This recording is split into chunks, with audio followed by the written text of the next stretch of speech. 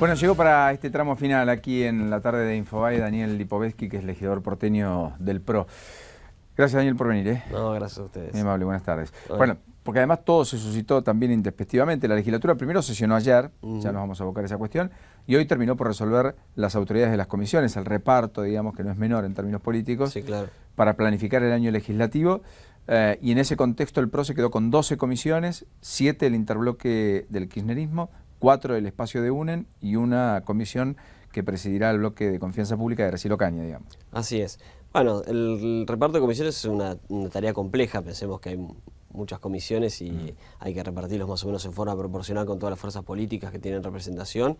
Y es toda una tarea donde nosotros priorizamos obviamente las comisiones, por lo menos para el oficialismo, que tengan que ver con las políticas más fuertes que llevamos adelante en la ciudad. Por eso comisiones como educación, salud, Presupuesto de Hacienda, seguridad, justicia, asuntos constitucionales, las pudimos retener, las seguimos precediendo, incluimos una nueva comisión como legislación del trabajo, que antes la tenía la oposición y que creemos que es muy importante en un año, digamos, importante desde el punto de vista legislativo y político, que es toda la vinculación con las negociaciones sindicales, paritarias, que hace que sea importante que esa comisión también esté en manos del oficialismo. ¿Cuándo empieza la ciudad la paritaria con los estatales? Porque con los docentes empezó, hasta aquí fracasó, digamos, no hay acuerdos, están lejos, al igual que en la provincia de Buenos Aires, pero con los estatales en sí.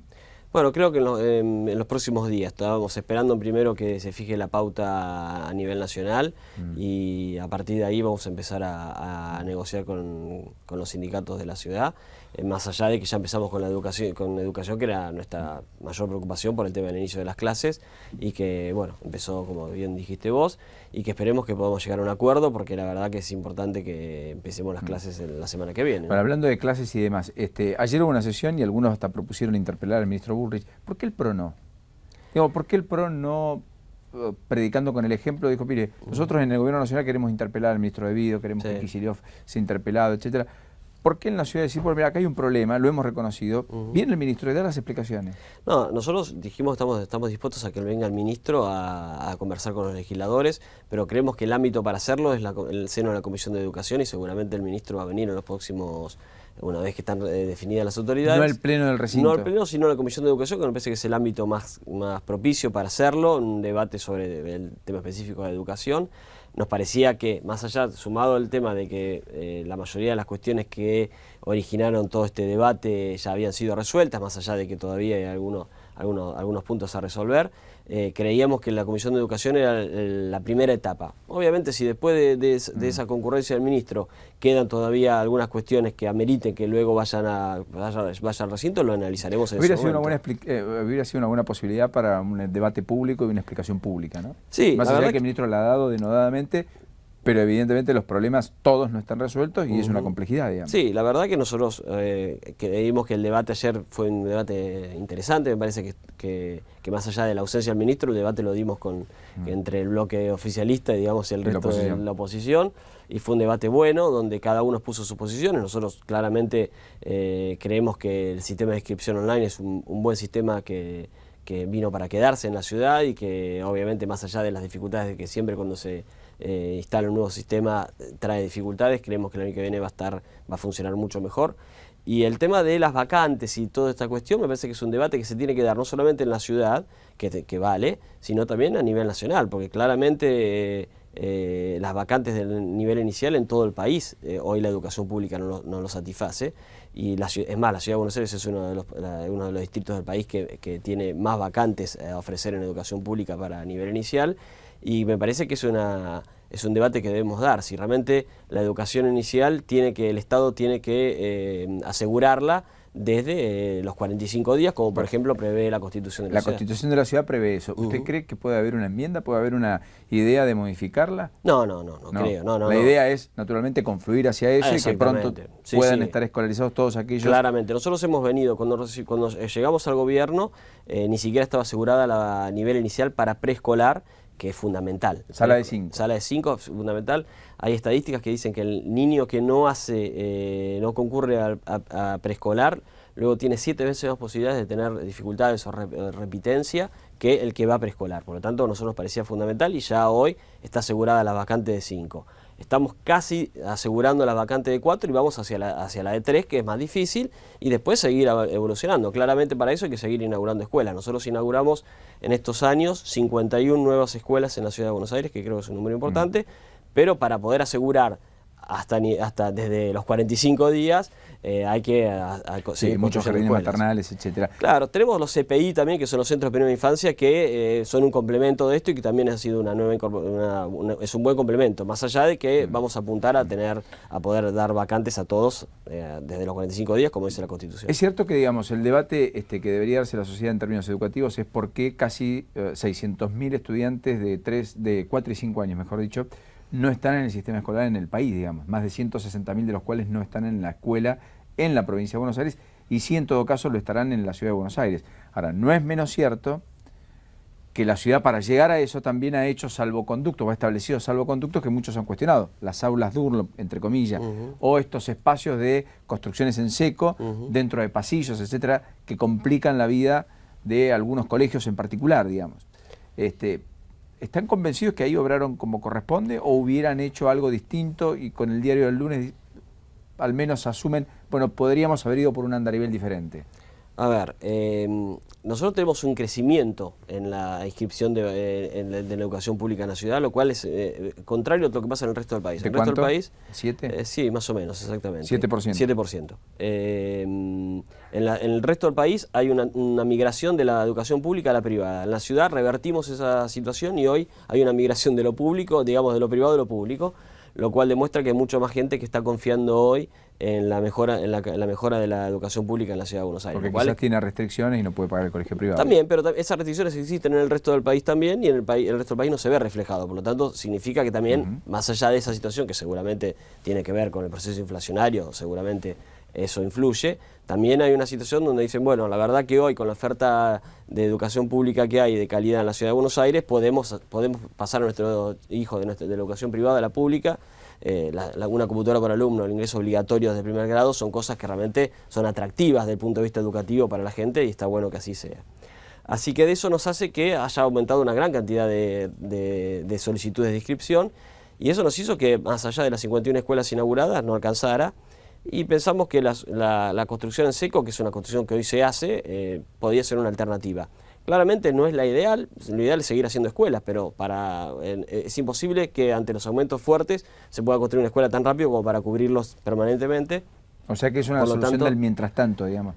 Es una solución que puede que soluciona un problema coyuntural, que en los lugares donde realmente sea adecuada va a seguir funcionando y en los lugares donde realmente veamos que realmente es mejor hacer otra situación, seguramente reveremos en el largo del año, iremos construyendo nuevos establecimientos o ampliaciones, ¿no? Porque cuando yo dije 51 escuelas, hay algunas escuelas que funcionan en un mismo edificio, funcionan 3 escuelas diferentes, hicimos un edificio para 3 escuelas.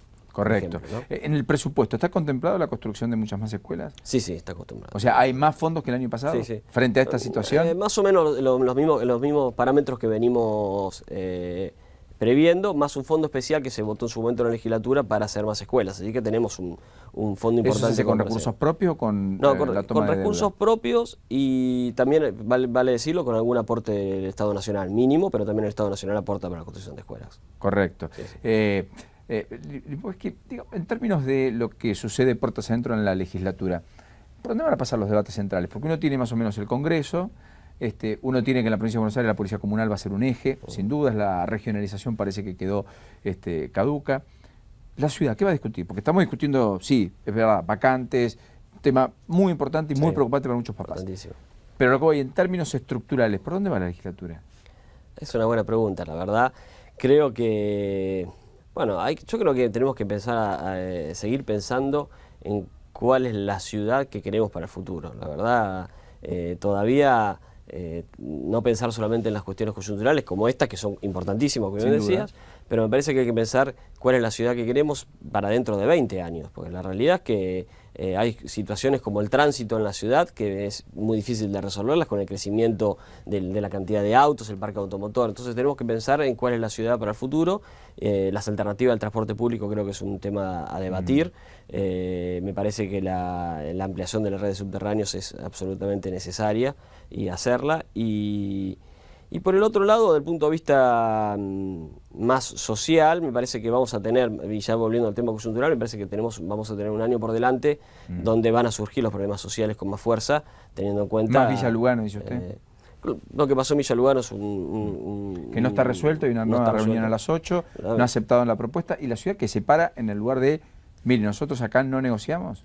Bueno, nosotros creemos que no negociamos con tomas en el espacio público, entonces... Pero se retiran del lugar, ¿sí negocian y le otorgan una vivienda? No, podemos negociar ayuda social, eso está disponible, podemos negociar ayuda social.